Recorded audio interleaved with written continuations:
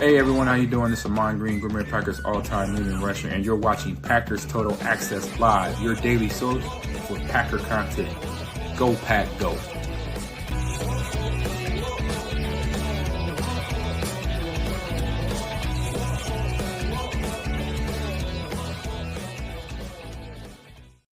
What's up, guys? Welcome into Packers Total Access. My name is Clayton. You can check us out on packernet.com. Find me on Twitter at Packers_access. Hopefully, everybody's having an awesome Saturday. Full slate of college football games. We got some dandies on right now. Number 1, Texas. Number 3, Ohio State. I know we're keeping an eye on the Tennessee Volunteer game down here, just about an hour north of Knoxville. I know the Wisconsin Badgers got their big dub the other night. It's just an exciting time as football season's obviously kicking back off. Now, we got a quick little episode for you guys right now, and then we're going to be back tonight at 6:30 p.m. Central Time to do a Micah Parsons Chalk Talk. If you're new here and wondering what Chalk Talk is, it's where we break down the tape. We'll go in and show you some of Micah's best plays from the 2024 season there with the Cowboys, kind of talk about his strengths, the few weaknesses he has. We'll probably discuss those as well, but we're just going to kind of break down the tape and have a good time as the celebration continues, landing one of the more popular player trades in the history of the National Football League. It was so cool seeing the Packers in the headlines here lately. But again, today what we're going to do real quick, we're going to dive into the contracts. We hit on it a little bit yesterday. Now we're going to talk about Micah Parsons' contract and how it affects the 2025 cap, 2026 cap, and even on down the road with the 2027 cap, and how you could see kind of the blueprint that the Packers have laid in place in terms of the future of their cap space. Before we do that, though, you guys do that YouTube stuff for me. We greatly appreciate it. Hit like, hit subscribe. If you're new here, this is your first time tuning into PTA, welcome. We're not experts. We're not insiders. We're not media members. We're fans just like you, talking Packers on the daily. We'll be doing pregame shows, postgame shows, film breakdown, contractual aspects of the season as well, breaking down the numbers for you guys and gals. It's going to be an awesome season, so make sure you're subscribed. Click that bell icon so you're notified every time we do go live. Let's waste no time and get into it here. Put an article up over on Patreon. Make sure you check it out, patreon.com/PackerFan Total Access, or scan the QR code in the upper right. $3 get you access to everything at Patreon. It'll also get you entered into some of our giveaways. We're going to be giving away an autographed Lucas Van Ness card tomorrow on our live stream, so make sure you're a member if you want to get yourself an opportunity to win some really cool free memorabilia, if you will. Now, if you're not familiar with Patreon, you'd rather just support us on YouTube, that gets you entered in as well. Just click that join tab underneath this video right here, and you'll be all squared away. So let's get into it. I know Chris says the most anticipated Chalk Talk of the offseason. It's going to be awesome, Chris. I'm really excited about it, man. I've already got all the sacks put together.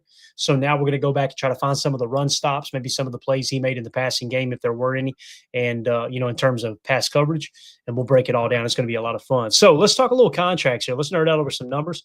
Again, we hit this. I don't want to spend a whole lot of time on it, but we already hit on the Micah Parsons contract. It's very, very interesting how the Packers chose to do this. And, I always tell people the important numbers for me is there's 3 things, right? You always want to look at the cap hit. That's what affects, how you can build your roster that current year. You want to look at the dead cap layout, how the dead cap comes into play in future years, so you can kind of see, all right, here's when the Packers could start to get out. And then you also want to look into things, in terms of the signing bonus, what's base salary and what isn't, because with base salary, you can convert that to a signing bonus and then kick that on down the road, whether it's in voidable years, just tack it onto the backside of the contract and free up cap space. The goal here is what Brian Gutekunst and Russ Ball have done is they've opened up a Super Bowl contending window. And to me, it looks like 3 years. And again, it doesn't mean they can't compete after that. It doesn't mean that it's a lock. They're going to compete during those 3 years. My opinion, the window's open where you could continue to add pieces if you want to. However, you're probably looking at this roster and going, you know what? If we can get the job done with the roster we got now with the addition of Micah Parsons, albeit we did lose one of our team leaders in Kenny Clark, if you can go win it now and not have to add too many other pieces, you can kind of set yourself up to re-sign some of these players in the near future. But again, the numbers I want you to key in on here, cap hit this year, man, this is glorious. So obviously it's the 5th year number, I believe, if I remember correctly. It's the final year of his Cowboys contract, $9.9 million against the cap. This is according to Spot Track. Keep in mind, guys, this could change, okay? They do the best they can, getting the information out as quick as they can, but sometimes you'll see some of these numbers, more details will come in, so just take that with a grain of salt as well. So $9.9 million against the cap this year. Next year, it jumps to $19.2 million. still an absolute bargain. Check this out. You know, the number we've been hearing is 48 million per, 48 million per, right? So you got 9.9 year one, 19.2 year two, and then 26.8 in year three, as you can see here. Now, after that, let's look at the dead cap here. 60.8 million in dead cap, right? And your cap hit's going to be 26.8. So obviously, he's going to be on the roster through 2027. There's no two ways about it. The other thing I want you to key in on too is there are option bonuses. Everyone likes to pretend, like especially on Twitter, that they understand the option bonus. They know exactly how the option bonus works. Most of the time, that's information that's between the coach or between the team and the player. Okay, like let's rewind back to the Aaron Rodgers extension. Everybody was calling him the $50 million quarterback. Well, he's making $50 million a year, $50 million a year. And on this particular show, we were going, boy, y'all conveniently left off the existing years on the contract, right? Because that's the full contract. You got to look at it. This Micah Parsons deal isn't a 4-year deal, right? It's an extension onto a 1-year deal. Therefore, it's a 5-year deal at $210 million with, however much what we come up with, 120 guaranteed over the 5 years. So those are the real numbers that you're looking at. All right. So when you take into consideration the 5-year, you're looking at 42 million on average. So that's how you get the low cap hits up front, and they jump pretty dramatically here starting in 2028 to a 64.2. But again, no one truly knows about the option bonuses, right? And there's some details of when it triggers, when it doesn't, right? Like they've got to make a decision early, and if they decide to move on early, let's say after 2026, then you're going to be absorbing a huge cap hit, right? Well, when you look at the dead cap here at 64.2 and 17.6 in dead cap with 64.2 cap hit, that would suggest you're going to have a very, very significant cap relief if you decided to move on before the 2028 season. However, we don't know about the option bonus. If I had to guess, you're probably looking at somewhere between 30 to 45 million in dead cap if you chose to move on in 28. But if you'll notice avoidable years on the backside, when the Packers do this, right, they don't do it a lot. When they do this with 2 voidable years on the backside of a contract, typically their plan is to use those voidable years to convert base salary to signing bonus, i.e. look at 2028 where the base salary is 40.5 million, right? Convert some of that to signing bonus. Let's say you converted 20 million to signing bonus there, right? In 2028, you decide he's 29 years old. You want to hold on to him. You convert $20 million to signing bonus and then spread that out equally over 2030 and 2031, 10 million there, 10 million there. You just freed up 20 million in cap. So now his number is actually 44 million. You could get crazy and go to the 30 million mark and reduce that base salary or reduce that cap hit by 30 million and then tack on 15 and 15 at the end, right? So those are the things you got to take into consideration. The point is, this is very, very, very cap friendly until 2028. So there's no reason to even look at this contract, even worry about this contract until 2028. Okay. What's that tell you? 25, 26, 27, Super Bowl windows open, low cap numbers for one of the best pass rushers in the league. And you're ready to, if you need to, add a couple more pieces. You can do a lot of adjusting. So they've given themselves a lot of freedom here. Now let's move along to what we really wanted to talk about. What's that mean for the cap? All right. In 2025, according to Spot Track, as it sits right now, the Packers still have, with the addition of Micah Parsons, they still have 14.3 million in cap space. Now, a big misconception, and notice the dead cap is 54.6. That's from Kenny Clark, right? That dead cap accelerating. So that's why you've got that number significantly higher. Now, again, Kenny wipes off the books next year, and that's when you're looking at the cap hit next year or the cap next year and going, holy cow, we're in a really good spot to maybe add a piece or two. If you want to, it's going to catch up in 4 years. But again, the cap's going to continue to go up. I shouldn't say this, but I'm going to say it. You're going to see the salary cap doom and gloomers on X. I feel like I give this full disclosure every single year right before the season starts. And then when the season starts, they move off of this is going to destroy this franchise. This is going to destroy our salary cap. You don't hear about it any longer. And then next year, about this time, right before the season, the doom and gloomers reappear. They love the interaction on X. Don't buy into it. You've got 2 of the brightest minds in Russ Ball and Brian Gutekunst at the helm, and they know how to operate this cash over cap game where you're essentially trading cash in hand signing bonus to relieve yourself of cap space. Okay. So don't buy into that crap. All right.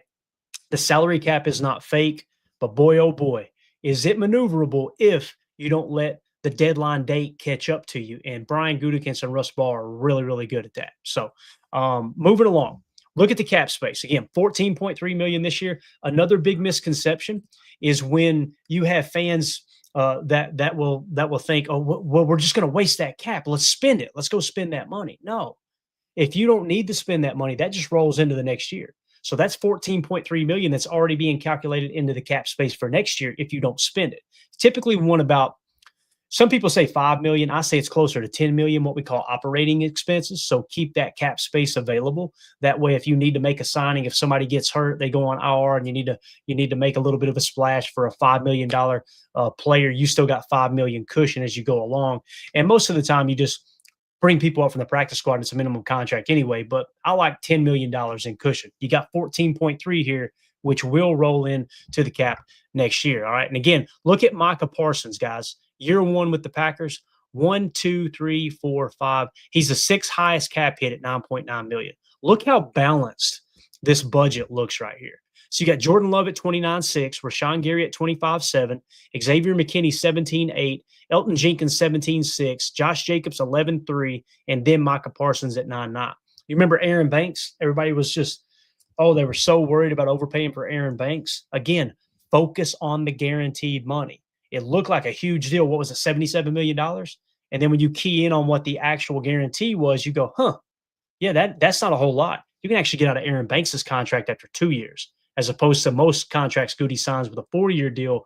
It's really a 3-year deal. In Aaron Banks' situation, if it don't work out, 2 years, you can get out from under that thing. You're still going to have a little bit of a cap penalty, but you're going to free up significant space. And that might be another avenue you take if Anthony Belton is a home run, right? If when John Williams, 7th round pick, all of a sudden gets healthy, after the back surgery and everything, and he looks good to go, there's you another one. Jordan Morgan, the reason we took him in the first round last year, right? It's plain as day to me. Rasheed Walker will most likely be a free agent unless he's willing to take a very, very, very team-friendly deal. He'll be a free agent. He'll walk. Jordan Morgan is already prepared to step in at left tackle. He looked way better than anything he's put on tape at guard, right? So look for that to be the long-term move to save a bunch of cap space as well, right? So also, we talk about Elton Jenkins. Elton Jenkins' cap hit is going to go up significantly, right, in 2026. And we'll talk about it in a second. When it does, you're going to be able to free up cap space if you move on from him.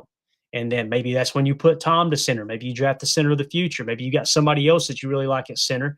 If if Elton Jenkins tries to break the bank with another deal over the age of 30. So it's something else to take into consideration. So again, 14.3 million in cap space for 2025. Let's move to 2026. Look at this, guys.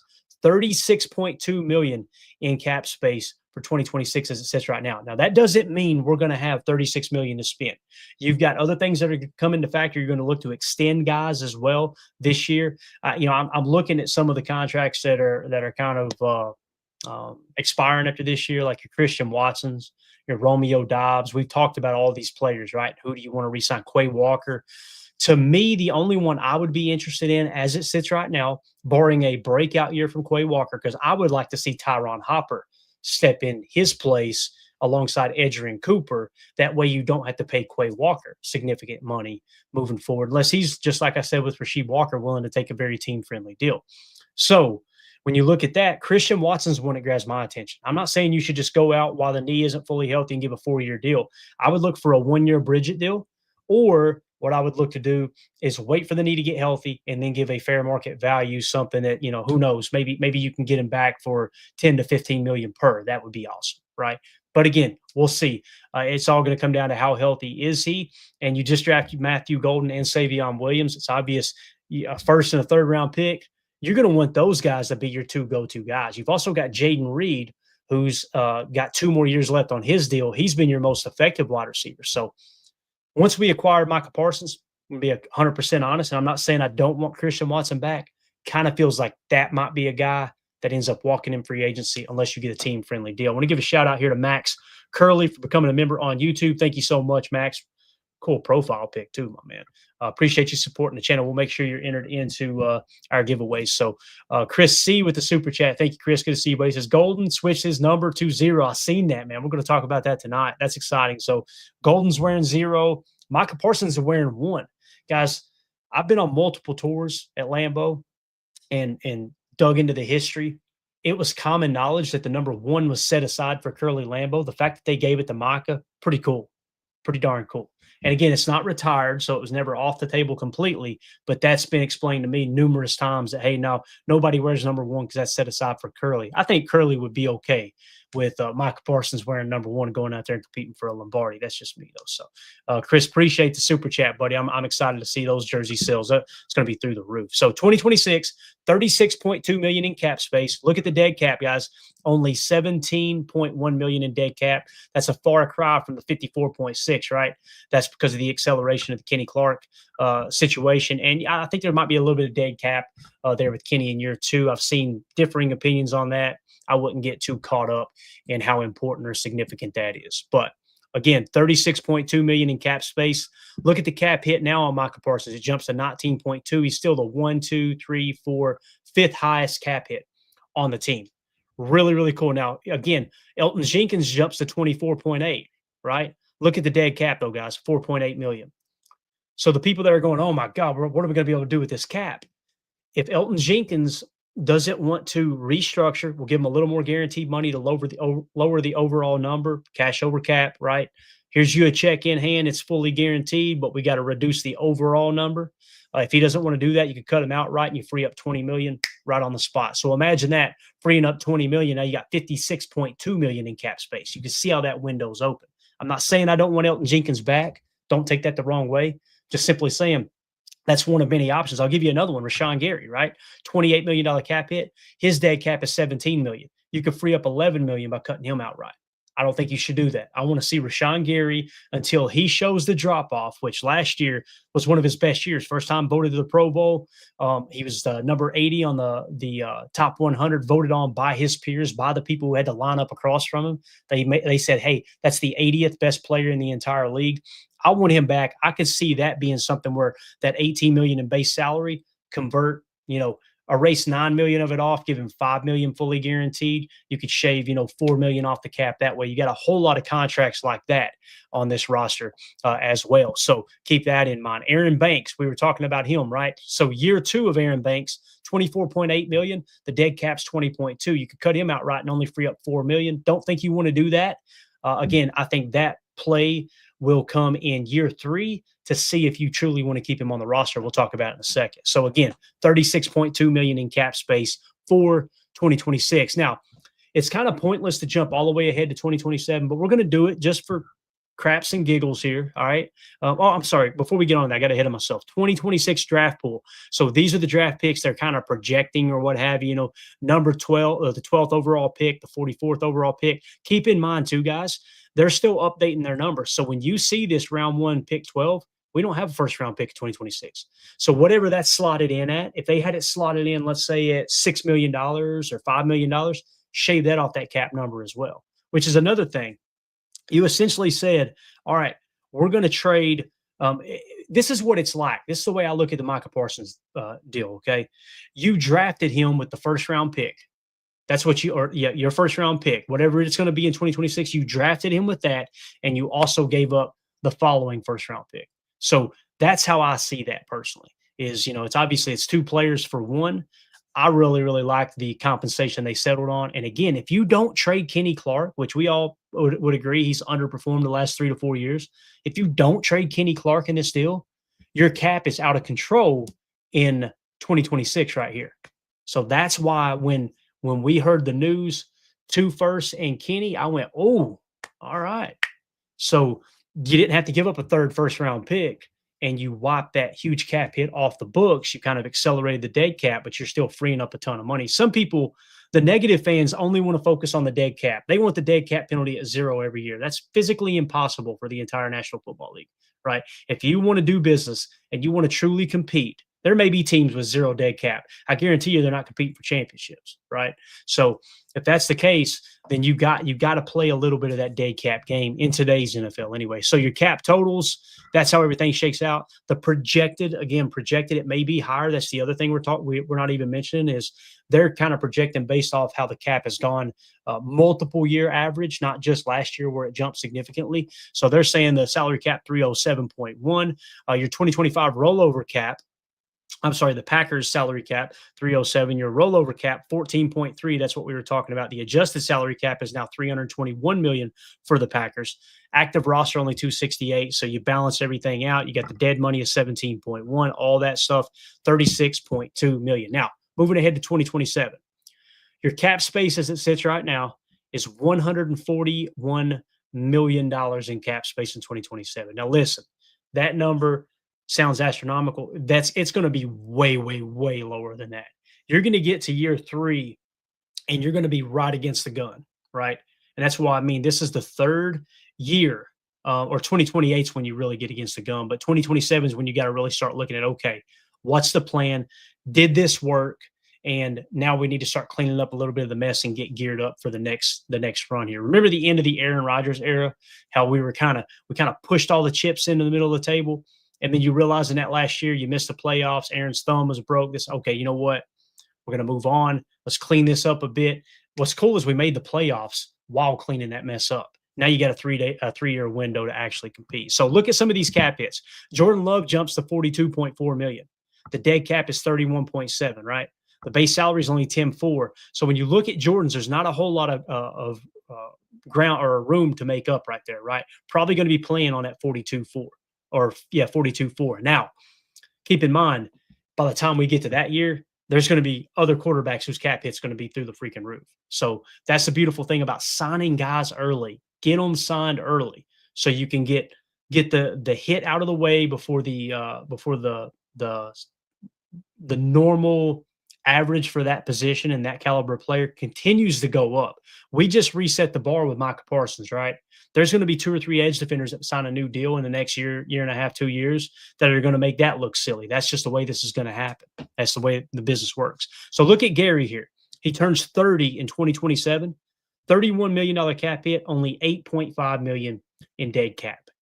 It looks to me like 2027, unless Gary is continuing to stay healthy and just play solid football, they'll probably look to either move on from Gary in 2027 or ask him to do what we did with Preston Smith, which is basically you look at Gary's base salary, $21 million. Hey, Gary, listen, we need to shave $8 million off the cap this year. Okay. How about we meet in the middle there? All right. So how about we cut, 16 million off of your base salary and we give you 8 million fully guaranteed. Right. And he's got to make a decision. Okay, it's either that or them cut me outright. I'm 30 years old.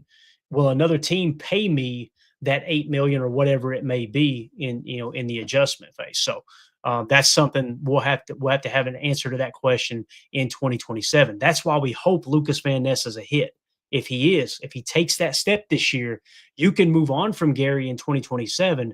And now you got Micah Parsons, LVN, and Baron Sorrell hopefully will be stepping up by that point, which he looked great in preseason, and any other players that you may bring in, on a young contract. So Micah Parsons' cap hit jumps to 26.8.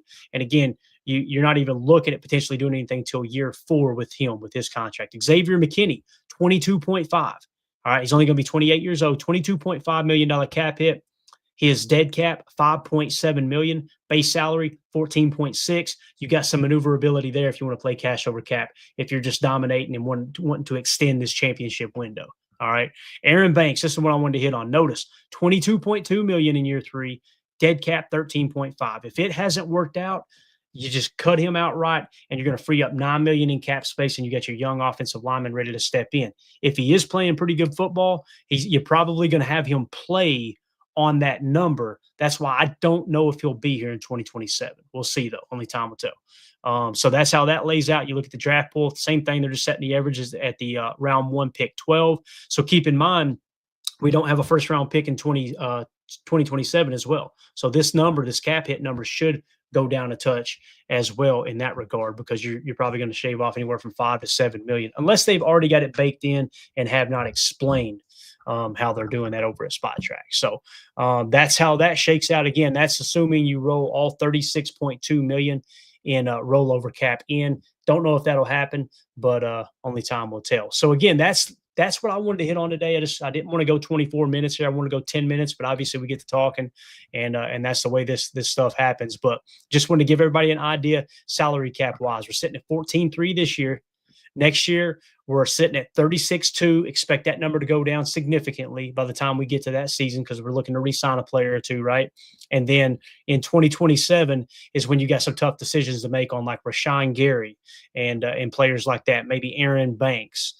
Guys like that. Josh Jacobs, we didn't even look at Josh Jacobs. His base salary is 12 too. So if he's still playing good football at 29 years old, you can do a little cash over cap conversion there as well. So you got a bunch of smaller contracts that you can do that, or mid-range contracts, I should say, that you could do that with. So hopefully that answers a few questions anybody had. Listen, I want to hear your all's take in the comments, okay? Let me know. Put in the comments, do you think this was a good deal? Do you like the structure of the Micah Parsons contract? Do you not like it? Do you think they overpaid? All opinions are welcome as long as they're respectful. Let us know in the comments. Once this all kind of hits, I know we're live right now. It'll be also edited into a video form because some people don't even look at the live streams. They just go to the videos. So we'll give it in there. You guys let us know in the comments there. And as Biz1987 says, this short show sucks. They all suck.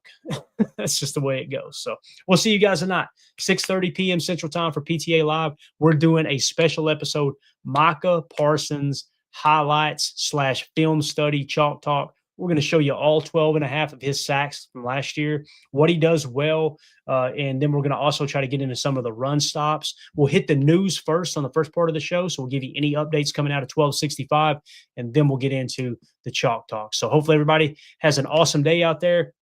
Listen, don't drink too heavy today, all right? Sometimes that first weekend of football catch up to you, end up in the clink. You know what I'm saying? Drink responsibly today. Pace yourself and make sure you're in here at 6:30 p.m. Central for PTA Live. Appreciate y'all. We'll see you tonight. As always, let's go out and be the change we want to see in the world, and go Pack. Here we go. We're out. Bye, guys.